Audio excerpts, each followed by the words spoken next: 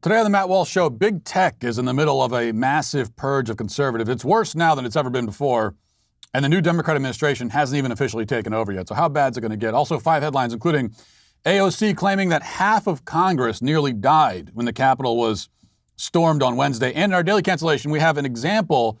We have a real example of actual systemic racism.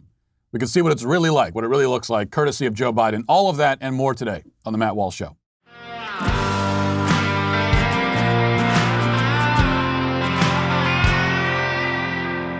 Well, before we get going today, I want to tell you about our good friends over at Charity Mobile. You know, with everything happening in the world today, especially now, it's never been more important for us to find the companies that support us as conservatives and support our values, and to support them. You know, because it's a sort of a mutual relationship here, and that's what Charity Mobile is. One company that fits the description as a company that supports our values is Charity Mobile, because they're the pro-life phone company. And the reason they're the pro-life phone company is that 5% of your monthly plan price with Charity Mobile goes to the pro-life, pro-family charity of your choice. And that's the financial piece of it, and that's really important because that's a lot of money that's going to the fight for life and the culture. But what that also just tells you is that this is a company whose values line up with our own, and you could feel proud to, you know, be a customer of a company like that. A lot of other perks as well. New activations and eligible accounts get a free cell phone with free activation and free shipping. There are no contracts. There's no termination fees. You have a 30-day guarantee, so there's no risk either. And if you have any issues whatsoever, they've got live customer service based right here in the USA, which is great also. And you want to be able to protect your kids if they have a cell phone, so that you've got the ability to block the use of cellular data, picture messages, text messages on any or all of your accounts. You have that kind of control over it. They're going to give you a free app to monitor your usage, pay your bills, and whatever else you need to do. Makes it a lot easier. And all the while, you're helping to build a culture of life in America while supporting a pro-life phone company at the same time. Here's what you need to do. Call Charity Mobile at 1-877-474-3662 or chat with them online at CharityMobile.com. You may remember back in 2012, 2 gay men visited a small bakery in Lakewood, Colorado, asking for a cake for their upcoming wedding ceremony. The owner of the shop, Jack Phillips, politely informed them that he couldn't provide a custom wedding cake for a gay wedding due to his Christian beliefs, but he offered to sell them any other baked good in stock. The couple left. They didn't want anything else, and they promptly filed a human rights complaint with the Colorado Civil Rights Commission, which sided with the gay men and ordered Phillips to bake the cake, pay the fine, and attend mandatory anti-discrimination training for himself and all of his staff. Phillips appealed the decision, and the ensuing 6 years were a nightmare of litigation, fines, and court cases for him, culminating in arguments presented to the Supreme Court. But even after the Supreme Court sided with Phillips and chastised the Civil Rights Commission for its overreach, still the LGBT lobby would not leave the matter alone. A few years later, Phillips was in court yet again for declining to make another cake, this time a cake meant to honor a man's transition into a woman, a request made by a trans activist who was clearly looking for an excuse to sue, by the way, and found it. Now, through all of this, the media, the Democrat Party, and the left generally have been nearly unanimous in their position that Jack Phillips is guilty of unspeakable human rights violations and that he should not have the right to refuse service to anyone on account of his own personal convictions. They've argued stridently for years that allowing a man like Phillips to decline to make a custom wedding cake for a gay wedding, even though he was willing again to sell them any pre-made item in the store, he wasn't turning them down. He wasn't refusing them service. He just said, this one particular service I can't give you for this act, for this particular event. But they said that would lead to the alienation and ostracization of certain groups of people, and that such an outcome is untenable in society. The same things have been said about florists who don't want to provide flowers for gay weddings, and T-shirt companies that don't want to make T-shirts for gay pride parades, etc. In all of these cases, the left has absolutely rejected the freedom of association and free enterprise arguments and insisted that, for the sake of the greater good, business owners sometimes have to be forced to provide services they don't want to provide. Now, this is all important background when we consider recent actions by the most powerful big tech companies in the world, using the riot on Capitol Hill as an excuse to do something that they were almost certainly going to do anyway. Twitter last week, as I'm sure you heard, permanently banned Donald Trump. That is, the sitting president of the United States. banned him from their platforms. Facebook, Snapchat, Instagram all announced similar measures. Reddit got into the act, banned the subreddit dedicated to Trump. That's out too.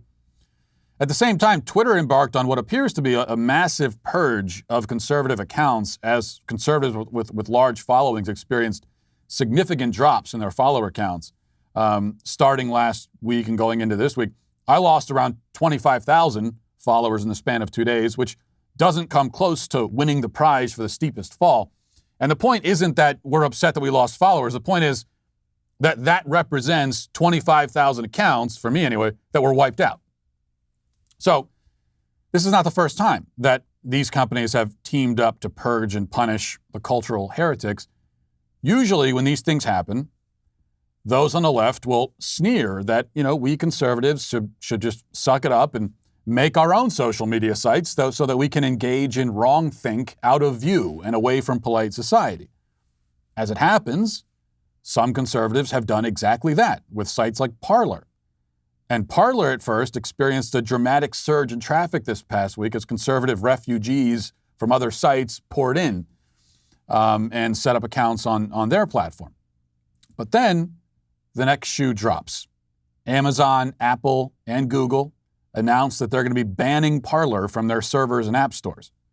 Parler CEO John Matsey said that all of the site's vendors, every single one, including text message services, email providers, even their lawyers, abandoned them all at once on the same day, all at one time. And now Parler is down. If you try to go there now, it's down. And it's going to be down for the foreseeable future. Will it ever be up again? We don't know. They have to figure out a way to exist on the internet while being blacklisted by Apple, Amazon, and Google. That is a very difficult, if not impossible, thing to pull off, especially if you don't have massive financial resources. The stated reason for this move against Parler is that somehow, in an unspecified way, Parler is violating unclear rules against violence and illegal activity and incitement and obscene content. But it goes without saying that none of these companies have ever cracked down, ever, on users who celebrated or encouraged the BLM riots, nor have Apple, Google, or Amazon punished any social media sites that play host to such content. And as for illegal activity, come on. You can find plenty of that on apps that are still available on these platforms. Many murders and rapes have been linked to hookup apps like Grindr and Tinder. And yet, again, there has been no crackdown on such a large scale or even on a smaller scale. The reasons given do not hold up to the slightest scrutiny. The truth, then, is painfully obvious. The wealthiest and most powerful companies in the world have engaged in a coordinated campaign to silence ideologically dissenting voices and drive them from the public square.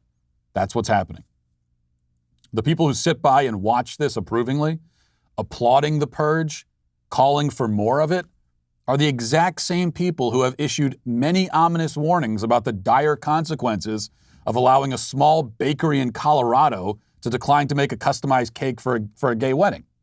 Somehow, they argue, gay couples who might have to drive a mile down to the road to a different cake shop in the same town to get a customized pastry are being saddled with a customized pastry are being saddled with a traumatizing burden.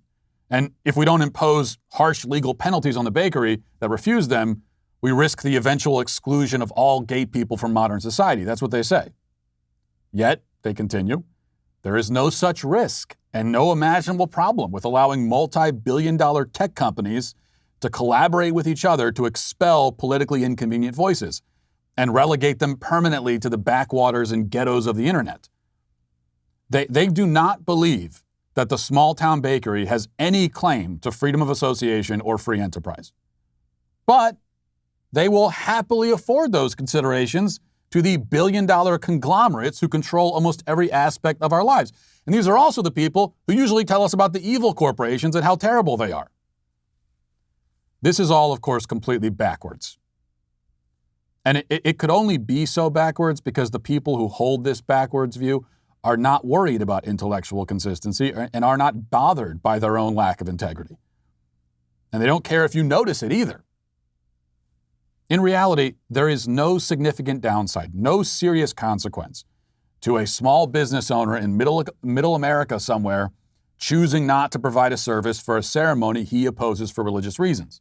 At most, on the part of the spurned customer, it amounts to mildly hurt feelings and a minor inconvenience as they again just have to get in a car, just drive right down the street to a different bakery, same exact thing. The cake will be just as good. There are, however, cataclysmic downsides and outright dystopian consequences to allowing the companies that essentially control the entire internet to engage in coordinated ideological discrimination on this scale.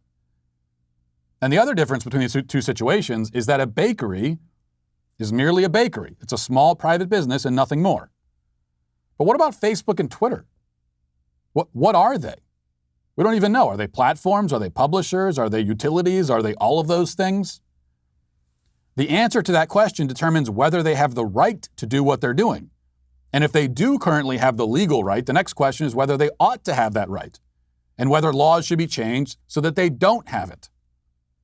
I cannot see how any rational and honest person could possibly argue that the bakery doesn't and shouldn't have the right to decline one form of service to one customer, yet the big tech monopolies do and should have the right to ban millions from all of their services, effectively muting their voices in the public sphere and excluding them from the national conversation. That doesn't make any sense. Now, there is a purist libertarian argument that defends both the big tech monopoly and the bakery on an equal basis, but that's not the argument that most of the people defending big tech in this case are making. And also, I think it's a bad argument anyway. Big tech is in a class by itself because of the stranglehold it has on all of our lives, whether we like it or not. You know, the question is not whether they should be allowed to inconvenience us or bruise our egos or hurt our feelings. It's whether they should be allowed to control us, censor us, and rule us. The bakery is not going to rule over us. The bakery has no control over our lives at all. Utterly powerless. That's not the case for big tech. And the answer to whether or not they should be allowed to control us, censor us, and rule us is no, they should not. They should be reined in. They should be held to basic standards of ethics, fairness, and transparency. But unfortunately, the next part of the answer is that though they shouldn't be allowed to do what they're doing, they have been allowed to do it. And Trump and the GOP didn't do anything to prevent it when they had the power to prevent it. So this is where we are now. And it's not going to stop. The left cannot win based solely on its ideas. It cannot win through argument or advocacy. They know it. And that's why they're done with arguing against your ideas. Instead, it's very simple for them. They'll just ensure that your ideas are not heard in the first place. Now let's get to our 5 headlines.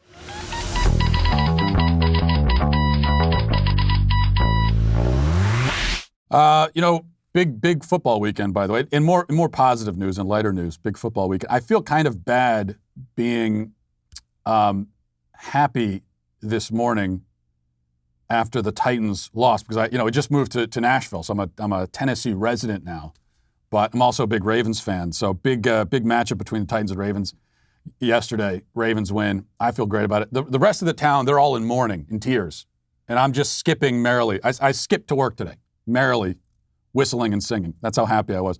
And it's bad too because it's these are two teams that don't like each other, and at the end of the game, the Ravens, Marcus Peters got an interception to seal the deal. And then they went to the middle of they're playing in Nashville. They went to the middle of the stadium on the Tennessee Titans logo and just started dancing and stomping on it. Which, in fairness, the Titans did it first because the Titans played the Ravens in Baltimore earlier in the season, did the exact same thing. Now, usually I wouldn't accept that excuse from my kids. They did it first, but in this case, I accept it because I'm a Ravens fan and I kind of loved seeing it. Also, it's football, and that's just the way these things should go. I don't believe in the teams shaking hands and they pretend to be friends. No, you should hate each other when you're on the football field. That's how I feel. But that was great. We have more on football weekend and coming up a little bit later in the 5 headlines. But let's start with this. Alexandria Ocasio-Cortez was on ABC this weekend and made some rather dubious claims about the Capitol Hill riots and the danger that she says she was in. Let's take a listen to this. Republican members of Congress who opposed raising objections to certifying the Electoral College vote have written a letter to President-elect Biden opposing impeachment. Here's what the letter says. It says, in the spirit of healing and fidelity to our Constitution, we ask you formally request that Speaker Nancy Pelosi discontinue her efforts to impeach President Donald J. Trump a second time. A second impeachment only days before President Trump will leave office is as unnecessary as it is inflammatory. They're saying for the sake of unity, forego impeachment. Well, I think there's a couple of things. One is we have to understand that what happened on Wednesday was insurrection against the United States. That is what Donald J. Trump engaged in, and that is what those who stormed the Capitol engaged in. And so when we talk about healing, the process of healing is separate and, in fact, requires accountability. And so if we allow insurrection against the United States with impunity, with no accountability, we are inviting it to happen again. That is how serious it is. And I do not believe that perhaps my colleagues weren't in that room. Perhaps my colleagues were not fully present for the events on Wednesday, but we came close to half of the House nearly dying on Wednesday. Oh, you did. Half of the House nearly dying. Half.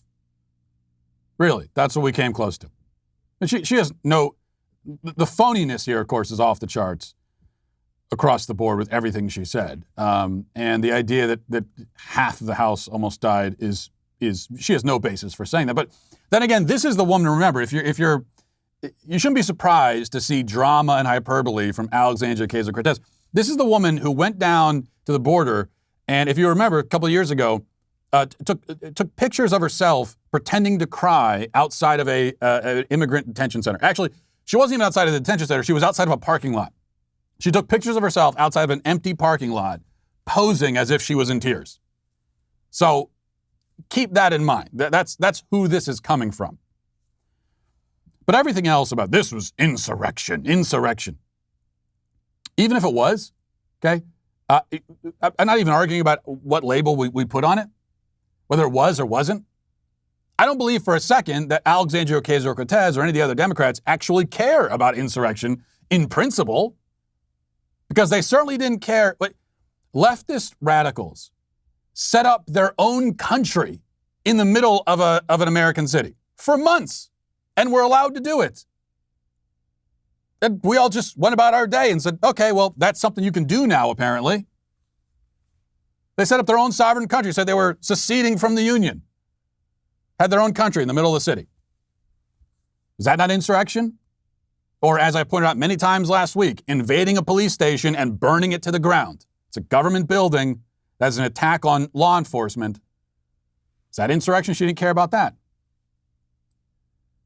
And speaking of pretending to care about things, it's very difficult for me to hear people like this, or Democrats generally, as they have been in the media over the last several days, has been pretending to mourn the death of Officer Sicknick, who's the officer who died during the Capitol Hill riot. Now, I mourn for the officer and for his family.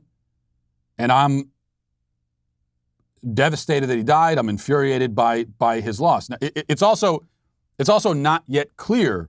It's not exactly clear yet how he died. There's a lot of information we haven't been given. And as far as I know, the images of his interactions with the crowd, whatever happened at that incident, we haven't seen any image of it. We haven't seen any video. We haven't seen any photograph, as far as I know, and I've looked. Maybe there isn't any image, but that would be hard to believe these days. So it's not exactly clear what happened, or how it happened. They haven't given us all the information yet. But however it happened, it's a terrible tragedy because we know that an officer died. Yet now you have Democrats in the media talking about Officer Sicknick and how terrible it is and what a tragedy it is.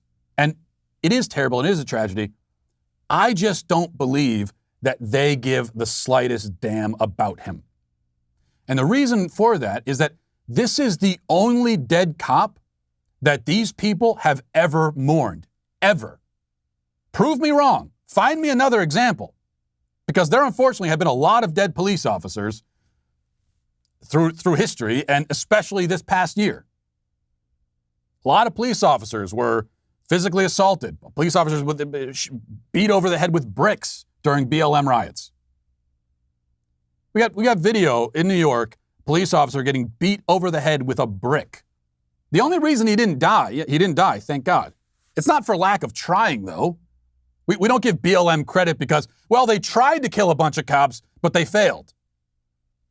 You don't get credit for that. It is the rest of society's great fortune that he's still alive, but you tried to kill him. But anyway, do you remember, did Alexandria Ocasio credit? Did any Democrat, when that video came out in New York of the cop getting beat over the head with a brick, how many Democrats, how many people in the media condemned it? Did any of them? So I don't believe it. They don't really care. You know, pretending to be upset that the flag wasn't put at half-mast outside the White House right away. Once again, I think the flag should be at half-mast, and now it is. I think it should have been at half-mast right away. Do they actually give a damn, though, about that? No, they don't. Absolutely full of it. Speaking of being full of it, number 2, big news from Colin Powell. He is leaving the Republican Party again. I think this is his 5th time leaving. He's going for the Guinness record, which is 8, I believe. I got to check again. But here's Colin Powell leaving the Republican Party again. And that's why I can no longer call myself a fellow Republican. You know, I'm not a fellow of anything right now. I'm just a citizen who has voted Republican, voted Democrat throughout my entire career. I would hope that the Republican Party, as they're moving away from this fellow who's no longer the president, I hope they would not let him back into the camp so he can demonstrate or say that, oh, I'm still here, I'm going to do it all. No, you're not. You're out. And act like you're out. Okay. Yeah. So another time. This was news the first time he did it back in like 2008 or 7 or 8 or whenever it was. But Colin Powell's this guy now. He's one of many guys that the media has on tap where they just bring him in every few months to leave the Republican Party. If they need a guy to leave the Republican Party, they just bring Colin Powell in again. Just one of those guys that they have do that. And we've seen this a lot over the last 4 years. People performatively denouncing and leaving the Republican Party over and over again. I mean, it's one thing to do it once. If you're leaving, fine. But to keep on doing it? And at a certain point, it's like, well, you've already left, so what does this mean? It's kind of like it's in the same vein as when the left boycotts a company that they would never use in the first place. A store they never go to, they boycott, like a hardware store. They're going to boycott a hardware store. They don't even know what a screwdriver looks like, except the kind that you get at a bar. So that's the first thing. And the other thing is, let's pretend this was Colin Powell's first time that he's leaving the Republican Party, or anybody else. People in the administration who are resigning in protest, or some of the people that have come out in the last week and said, I'm done with this. That's not really worth anything. Because whatever you think of Trump and how he's acted, he's been Trump the whole time. Right? So this is who Trump's been. And if you're just deciding right now, when it happens to be the end of his administration, that now you're going to come out and make your big stand, I'm not very impressed, I have to say. Talk about it. It is like the emptiest of empty gestures imaginable. All right, number 3, Brian Stelter on CNN wants you to know that the big tech purge is really no big deal. No big deal at all. Don't worry about it. Here's Brian Stelter's argument. But it doesn't get much more shameful than this. White House aides talking about a narrative shift. Trump advisors saying they want people to talk about big technology and not the riot. You know what? I have had enough of this talk that they can try to change the narrative, that they can try to divert attention. How about focusing on the funerals? How about focusing on the fact that this president hasn't even had the flags in Washington lowered to half staff in respect for the Capitol police officer who was killed, who was attacked? How about that? How about some focus on that? I think what's clear, Victor and Christy, in the last couple of days, we've seen more and more videos of the riot from different angles. Visuals that we didn't see live on Wednesday. It's become more and more clear this attack was even more violent than we saw live on TV. This was even more treacherous. Trump's behavior was even more disturbing than we knew in real time. We were minutes away from a possible massacre of lawmakers in our country, in our seat of government. And I actually think as the days go on and people process this trauma and we see more and more of these videos, this story becomes bigger and it becomes worse. So good luck, Mr. President. Talk about big technology. I'm sure that his super fans, the most loyal of his fans, will go along with that petty attempt at a diversion. But I think the vast majority of Americans will see through it. How do people watch this guy on purpose? Every time I see a clip like this, I can barely get through it. Imagine I guess there are people who sit down on their couch, like I don't know when his show airs, but on a Saturday, and they say, I'm going to spend an hour watching this guy? My God. Now, I mean, we know that 90% of CNN's audience are people in, dentist waiting rooms and airports, so maybe that accounts for all of it, but I just can't imagine it or understand why. But in any case, he's worried about changing the narrative or distracting from the real story. Yeah, we know Brian Stelter and CNN, they're really worried about that. These are the people we recall who, spent months and months telling us about coronavirus and how it's the worst plague in history and we're all going to die. And then at the drop of a hat, they just dropped that and were cheering on mass rioting for months on end. And then when the mass rioting ended, they picked right back up with the coronavirus again. But yeah, they're concerned about changing. We don't want to change the narrative too much. Sure. Number 4, the news last week was that President Trump will not be attending the inauguration, which, in every sense to me, it seems like it's probably for the best. Isn't it for the best? Isn't it best for everybody involved? Trump, Biden, the country, if Trump just isn't there. But CNN thinks it's disgusting. They're very offended by it. And I think I know the real reason why they're upset, and I'll talk about that in a second, but here it is. The president already had as a parting shot an alleged incitement to a deadly riot, and now he will add one more 12 days from now by denying that step that presidents have done since the mid-19th century, attending their successor's inauguration. Tell us the significance of this to his legacy, what remains of it. Well, he's absolutely a sore loser, isn't he, Jim? And you contrast what he said last night, and it just proves how false those words were last night in that video. As a friend told me, it looked like a hostage video. He was forced to make those statements, and he sent out tweets today that make it clear he didn't really believe what he was saying. And I think for him not to come is an ultimate insult. There are a lot of people who are going to be glad he's not there because he would distract a lot of attention. It would be a lot about the Biden-Trump dynamic on stage, and we'll be spared that at least. But nonetheless, this is wrong. And if we're going to heal the country, Trump has to play a part in that and bring his base around and to say we're going to be part of the normal politics. And when we lose, but we'll try to take it back next time. it would be so much better for the country. I think this is, he's just so insulting in so many ways and such a crybaby. It's just disgusting. It's funny he says crybaby at the end of it, after he just was crying for 90 seconds.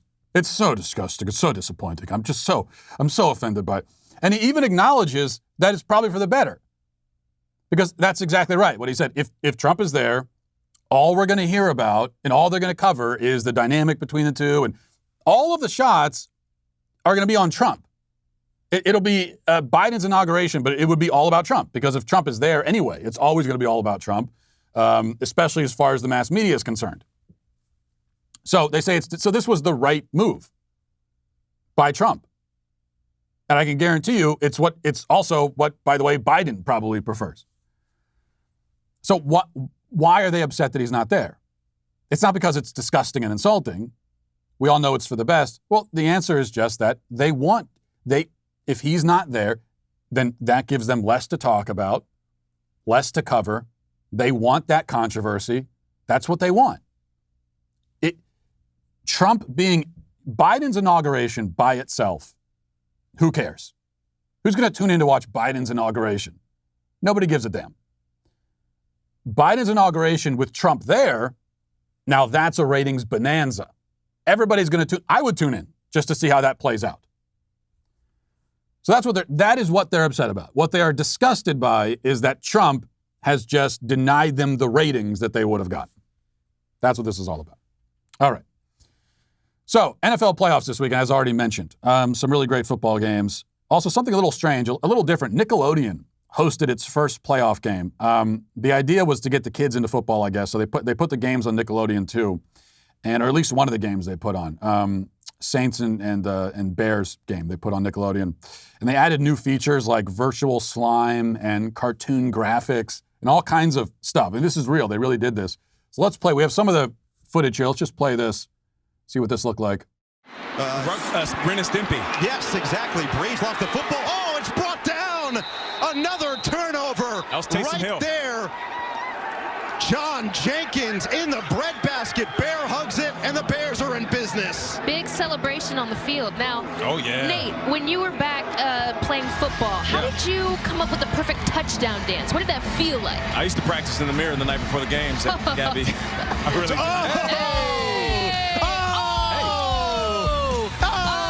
Okay, we have the cartoon slime. Points on the board. I just want to see what happens in the touchdown. Here it is. I think this is the touchdown. It off. Latavius Murray has some space in front. Makes a man miss, and he's into the end zone. Yep, and then the cartoon slime. Okay, so that's what that looked like. And you had different. The announcers were a little bit different. They had a woman in the announcing booth. Nothing wrong with that. But there was the Nickelodeon thing. It actually wasn't. I watched a little bit of that. And I sort of wanted to hate it, but I thought, well, this is kind of cool. I don't know. I'll be okay with it. It's obnoxious, but I'm fine with it. My real problem, if I'm looking for something to have a problem with, here it is. My real problem is with this, that Nickelodeon viewers, the kids watching, they got to vote on their own MVP candidate, which they're calling the NVP, the Nickelodeon's valuable player. And they gave it to Mitch Trubisky, who's the quarterback of the Bears. The Bears lost 21-9 in the game. Trubisky went 19 for 29 passing for 199 yards, 1 touchdown. Not terrible, especially by his standards, but is it MVP worthy? And this is the problem with kids today. First of all, they don't know a damn thing about football, okay? My 7-year-old son voted for Mitch Trubisky. And I said to him, you obviously have no idea what the hell you're talking about. Drew Brees had 265 yards, 70% completion rate, 2 touchdowns, a QBR of 107, and he won the game. And you're going to vote for Mitch Trubisky? Go to your room. You're grounded. This is the problem with kids. First of all, clueless about the facts. Second, guided by emotions rather than data and evidence. They felt sorry for Trubisky, so they gave him the award. Pitiful is what I say. But anyway, congratulations to Mitch Trubisky. This is the only football-related honor he will ever win. And so I say maybe we should just let him have his day in the sun. Before we get to our daily cancellation, one thing that historically I have struggled with in my life is not getting great sleep, kind of insomnia, being very uncomfortable at night. And recently, though, ever since I got a MyPillow and I've been working with MyPillow, that has not been a problem with me. I'm telling you, the best sleep you'll ever get is with a MyPillow, and it's great for me because I sleep very soundly. I sleep like a baby. My wife, it's a little bit harder for her sometimes because that means like if the kids are crying in the middle of the night, she's the one who wakes up and hears it. But I'm doing great because I'm comfortable. So I can only endorse MyPillow. The thing about MyPillow is their pillows don't go flat. You can wash and dry them as many times as you want, and they maintain their shape. And best of all, they're made right here in the USA. If you don't have a MyPillow or you know someone who doesn't have one, now's the time because for a limited time, Mike is offering his premium MyPillows, the ones that started it all, the classic MyPillows for his lowest price ever. You can get a queen-size premium MyPillow, which is normally $69.98 for only $29.98. Okay, that's the deal. It's $40 in savings. That's over 50% off. And Kings are only $5 more. Now's the time to buy. If you want to try out the MyPillow, see what everyone's been talking about, then do it right now. $29.98 for a queen-size premium MyPillow. And I can tell you, this is the truth. I use a MyPillow every single night. And it has solved all of my pillow problems, which I didn't even know I had pillow problems until I got a MyPillow. So go to MyPillow.com and click on the Radio Listener Square. There you'll find not only this amazing offer, but also get deep discounts on all MyPillow products, including the Giza Dream bed sheets, the MyPillow mattress topper, and MyPillow towel sets, all great. You can get those, or you can call 800-651-1148. and use promo code DailyWire. Well, something else to talk about briefly, and this is obviously already spent the first part of the show talking about this, censorship from big tech. The actions of big tech last week made it very clear that they will do everything they can to silence opposing voices. I mean, remember, this is beyond even maybe what some of us. This is beyond some people's worst nightmares for what would happen, this quickly, where they're not only driving people away from the big platforms, but then trying to take down the platforms where the conservatives then go and congregate, like Parler. That's what they're doing now. We've already told you. For us and our platform at dailywire.com, we've told you about our ambitious plans with investigative news and entertainment content. But with the actions of big tech last week, it's pretty clear that we can't stop there. It's clear that we need to do a lot more than that. We have to take action to build or buy tech to protect ourselves from the attack that's coming so that we can continue to deliver new content to you, and we can also fight back, and so that we all have this, us and you as the audience, we have this place to come and congregate. We're exploring all possibilities. So new data centers, payment gateways, a lot more. There's tons that can be done. And our team has been working hard on all of this. I know that they were up all weekend working on this, but we can't do all that on our current budget. That's just the reality. We need more of your support. So just to give you some of the numbers here so that you understand, we're being totally transparent. There are 50 million of you that we reach every single month. In the first phase, we need 1 million members to take on this fight. Okay, so 50 million of the people in our audience, we need to convert, a small fraction of that into members. New York Times has over 7 million paying subscribers. WAPO has 3 million subscribers. HBO Max has 13 million. Netflix has 73 million, so you see how powerful they are. If you think all these companies need a challenger, then we need your membership. If you believe in what we've done so far, if you like our content, if you rely on it, then we need you to step up and help us win. Because the other thing is, if you access our content through Facebook or YouTube or Twitter or something like that, that's great. But what we know is that you cannot rely on those platforms to facilitate us coming together. That might not happen for very long. You could get banned. We could get banned. We all could get banned at any moment. And that's why before that happens, we need to build up this platform to everything that it needs to be. If you think your freedoms are at stake and that the future of the country depends on this fight, then, you're right. Now is your chance to do something about it. Join Daily Wire right now. We don't know what they're going to hit us with next. Nobody saw really the last week coming, and it's not going to get better from here. So that's why right now is the time to join Daily Wire, to have a platform where we're not relying on these big tech oligarchs. Become a member at dailywire.com/subscribe and tell all your friends to do the same again. dailywire.com/subscribe. Let's get now to our daily cancellation. So today, exciting news for Joe Biden as he's getting his first cancellation of his term. And his term hasn't even started yet. I expect there will be many occasions to cancel Biden in the years ahead during the course of the Harris administration. So I'll have to choose my spots a little bit. Can't cancel them all, unfortunately. But here's a spot definitely worth choosing. Joe Biden delivered a speech this weekend discussing his plans for coronavirus relief. And he wants to save American small businesses, he said, he wants to save them after spending months supporting the policies that are destroying them. But here he is describing the plan and how the plan will be implemented. Listen. Focus will be on small businesses on Main Street that aren't wealthy and well-connected, that are facing real economic hardships through no fault of their own. Our priority will be Black, Latino, Asian, and Native American-owned small businesses, women-owned businesses. And finally, having equal access to resources needed to reopen and rebuild. Okay, so he says his priority will be Black, Latino, Asian, Native American, and women-owned businesses. Not just his personal priority, but the priority of his administration, his government, when helping these businesses out. There's a term for this. It's one we hear a lot. It's called systemic racism. If that term has any meaning at all, then this must be it. Let's look at it. Racism, dictionary definition. Prejudice, discrimination, or antagonism directed against a person or people on the basis of their particular membership in a racial group. That's what this is. And it will be systemic in a literal sense. It will be discrimination by the system. Now, notice something here. He mentions Black, Latino, Native American, women, and Asian business owners as the priority groups. This is a problem because, first of all, he said Latino instead of Latinx, which proves that he's transphobic. And speaking of which, He didn't specifically mention trans business owners as a priority, or gay business owners, or bi-gendered, polysexual, drag queen business owners, leaving me to assume that he hates all those people and is literally Hitler. What other explanation could there be? These are the rules now.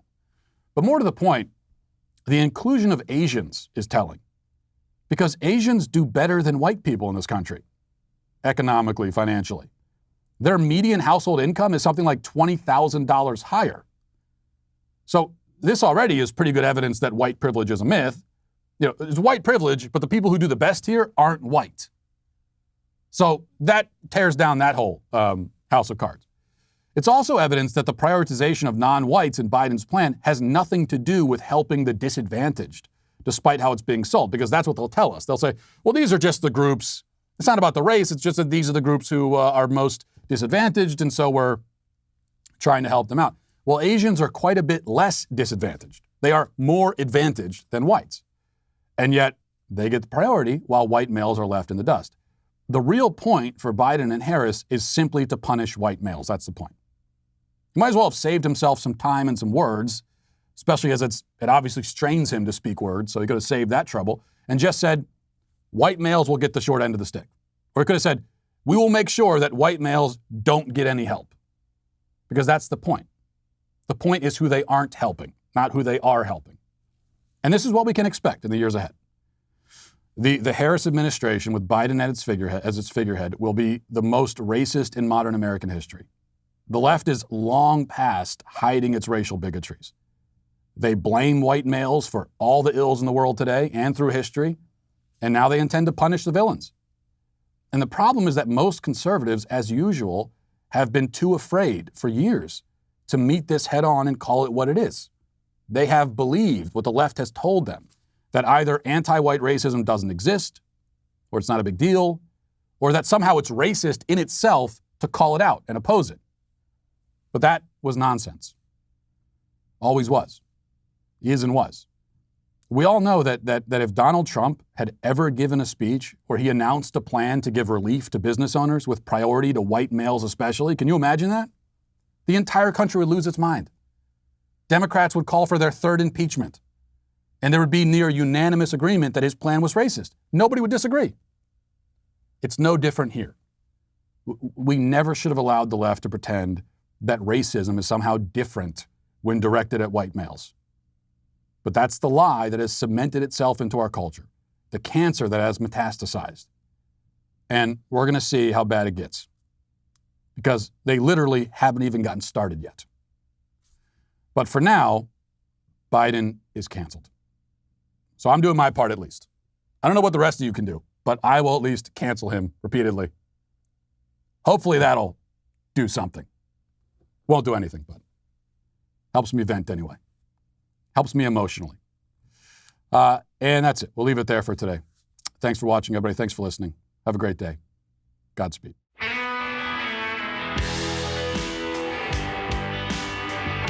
The Matt Walsh Show is produced by Sean Hampton, executive producer Jeremy Boring. Our supervising producers are Mathis Glover and Robert Sterling. Our technical director is Austin Stevens. Production manager Pavel Vodosky. The show is edited by Danny D'Amico. Our audio is mixed by Mike Coromina. Hair and makeup is done by Nika Geneva. And production assistant McKenna Waters. The Matt Walsh Show is a Daily Wire production. Copyright Daily Wire 2021.